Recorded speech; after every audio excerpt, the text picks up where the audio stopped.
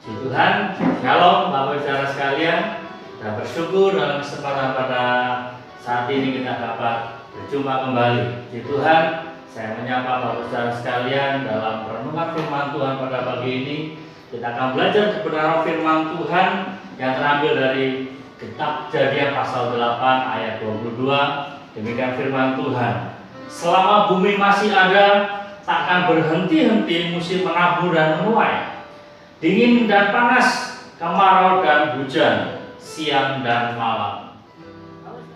Si Tuhan, sedang jemaat Tuhan, ayat ini adalah sebuah tulisan di mana setelah peristiwa air bah, pada saat Nabi Nuh dia mempersembahkan akan korban persembahan yang baunya harum dan menyenangkan Tuhan, maka Tuhan berfirman, sejak peristiwa air bah akan terjadi musim-musim, di mana ada musim kemarau, musim hujan, ada musim panas, musim dingin, dan ini akan terus terjadi, akan terus berjalan dalam kehidupan alam semesta ini.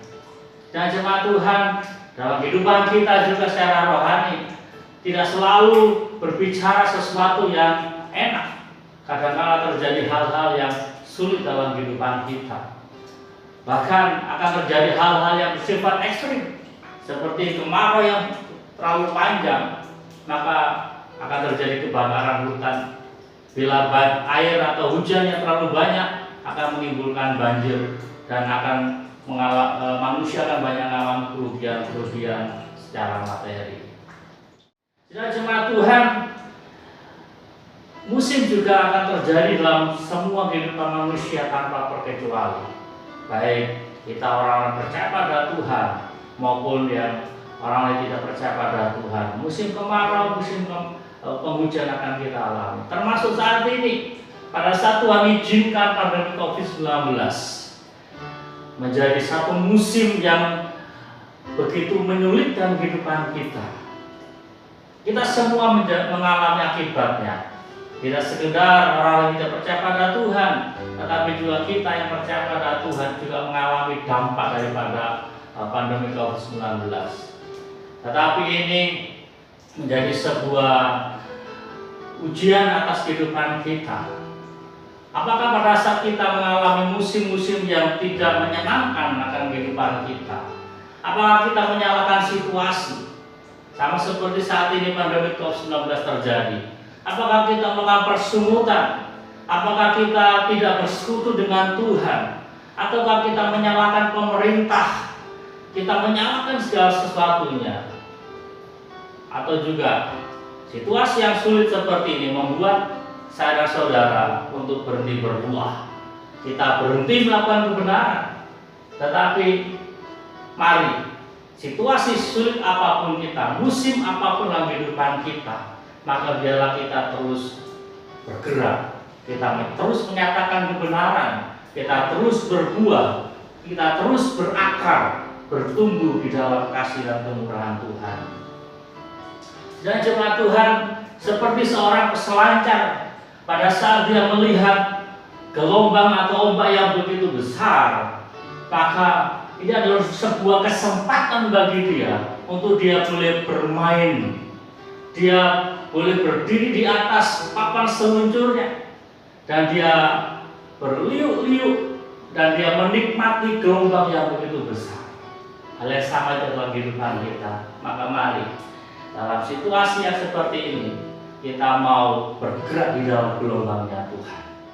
Dan jemaat Tuhan, firman Tuhan pada pagi ini biar dapat memotivasi saudara-saudara untuk kita tetap berbuah di dalam segala musim kehidupan kita. Apa yang menjadi kunci atau menjadi rahasia yang Tuhan berikan pada kita? Yang pertama adalah bagaimana saudara-saudara terus dapat berakar, bertumbuh, dan kita berbuah dalam segala musim kehidupan kita. Adalah yang pertama, mari kita suka akan Taurat Tuhan. Di dalam kitab Mazmur pasal 1 ayat 1 sampai dengan 3 dikatakan, berbahagia orang yang tidak berjalan menurut nasihat orang fasik, yang tidak berdiri di jalan orang berdosa, dan yang tidak duduk dalam kumpulan pencemooh, tetapi yang kesukaannya ialah Taurat Tuhan, dan yang merenungkan Taurat itu siang dan malam. Ia seperti pohon yang ditanam di tepi aliran air, yang menghasilkan buahnya pada musimnya, dan yang tidak layu daunnya. Apa saja yang diperbuatnya berhasil. Sidang jemaat Tuhan, pemazmur menyampaikan bagaimana caranya kita dapat terus berbuah di dalam segala musim. Adalah hidup seperti pohon yang ditanam di tepi aliran air. Dan secara rohani, Taurat Tuhan adalah seperti air yang membersihkan, yang menyegarkan akan kehidupan saudara-saudara. Namun, sejauh mana hati kita menyukai akan Taurat Tuhan ini? Kita semua tahu bahwa Taurat Tuhan adalah firman Allah, dan firman Allah itu sangat penting dalam kehidupan kita. Dan penulis Injil Yohanes mengatakan firman itu adalah Allah sendiri. Nah, jemaat Tuhan, artinya apa? Kalau kita menyukai akan Taurat Tuhan atau firman Tuhan, kita juga semestinya juga menyukai akan Allah sendiri. Pada saat saya dan saudara menyukai akan Taurat Tuhan, maka adalah sebuah kesukaan untuk kita senantiasa dekat dengan firman Allah. Kita dekat dengan Tuhan. Kalau kita dekat dengan Tuhan, maka pemazmur mengatakan kita tidak akan hidup di jalan menurut nasihat orang fasik. Kalau kita hidup dekat dengan Tuhan, maka kita tidak akan berdiri di jalan orang berdosa, dan juga kita tidak akan duduk dalam kumpulan para pencemooh. Dan jemaat Tuhan, orang yang menyukai akan firman Tuhan dan merenungkannya, dia akan memiliki suatu sumber yang sangat penting dalam hidupannya. Dan jemaat Tuhan, orang yang menyukai Taurat Tuhan memiliki standar hidup yang jelas. Hidupannya tidak abu-abu. Apa artinya? Orang benar tidak boleh hidup dalam standar ganda.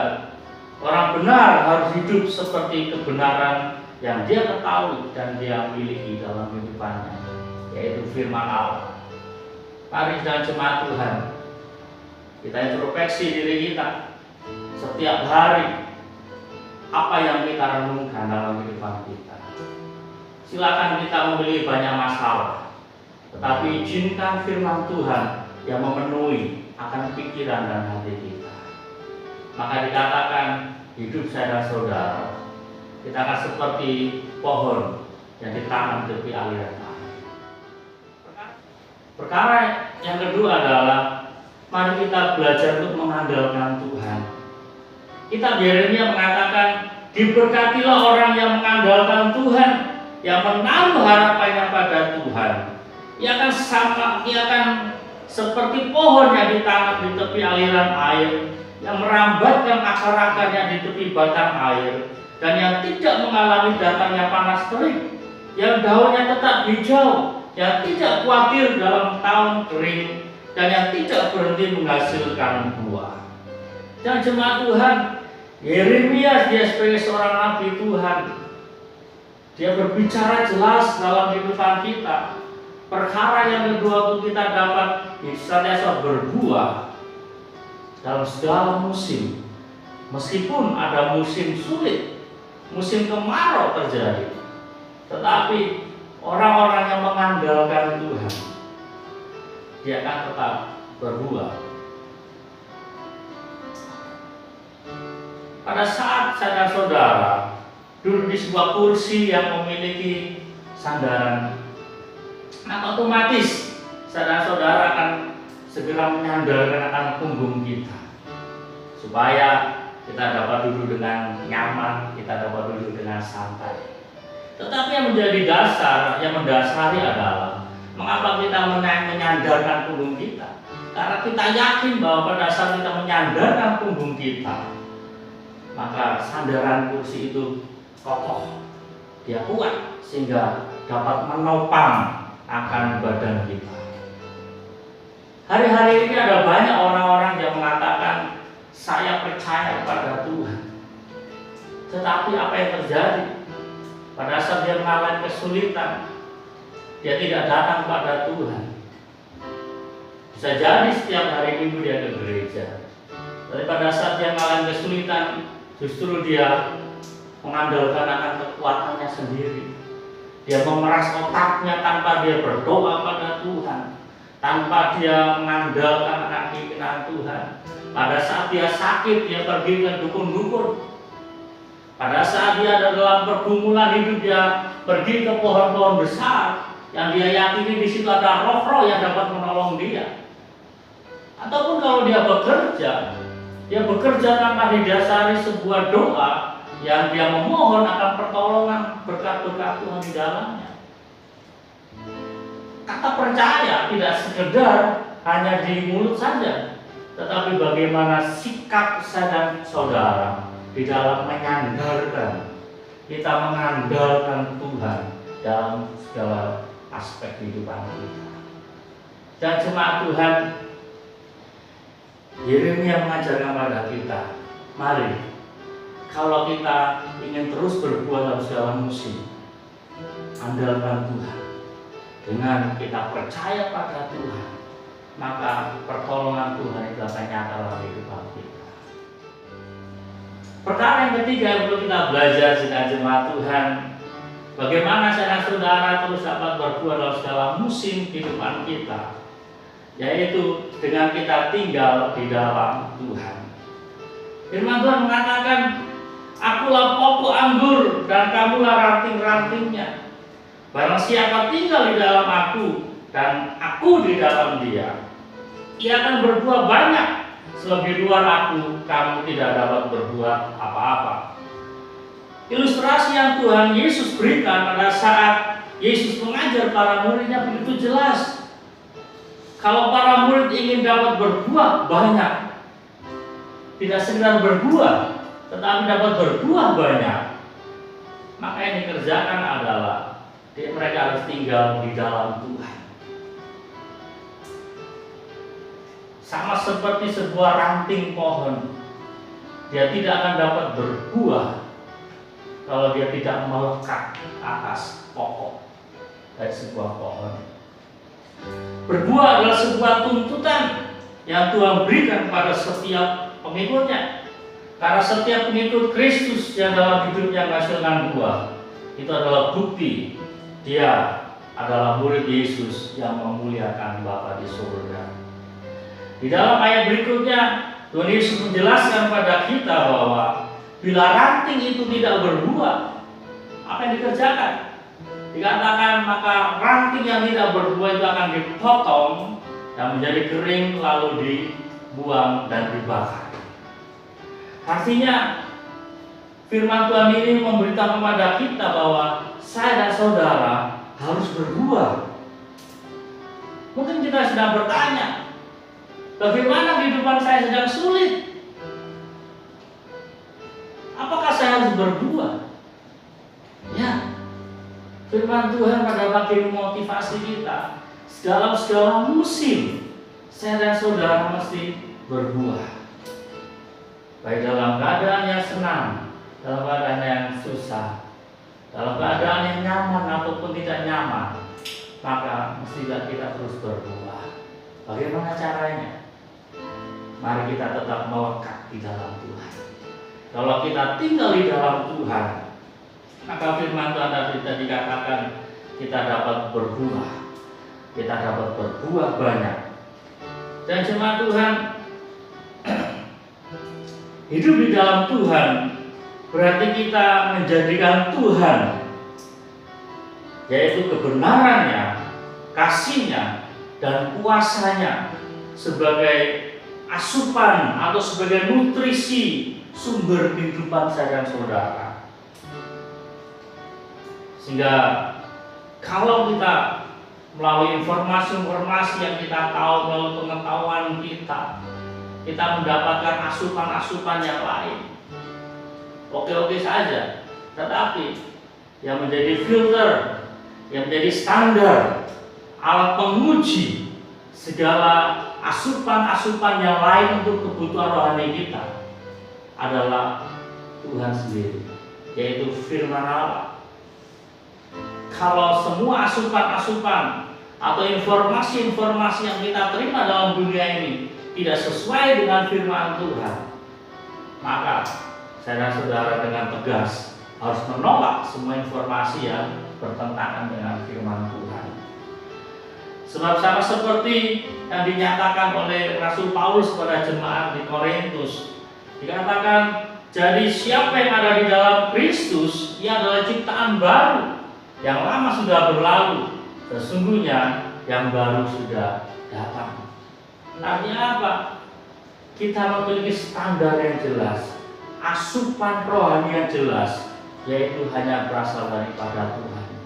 Semua nutrisi-nutrisi lain yang bertentangan dengan firman Tuhan, kita harus menolaknya dengan hikmat daripada Tuhan. Jangan sampai iman kita tercemari. Jangan sampai situasi-situasi sulit membuat saudara untuk berhenti untuk kita tidak berbuah. Saudara jemaat Tuhan, mari saudara-saudara dipanggil untuk berbuah. Saudara-saudara dipanggil untuk menjadi berkat bagi orang-orang sekitar kita. Dengan sebuah keyakinan, kalau kita menyukai firman Tuhan, kalau kita mengandalkan Tuhan, dan kalau kita terus tinggal di dalam Tuhan, niscaya saudara-saudara akan terus berbuah untuk kemuliaan dan kebesaran nama Tuhan. Demikian firman Tuhan yang kami sampaikan pada kesempatan saat ini. Tuhan dipermuliakan. Haleluya. Amin.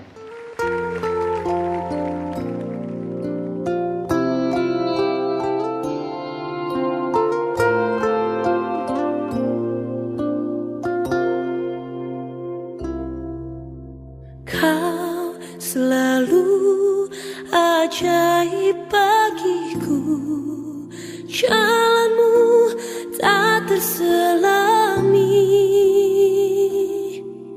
Saat kau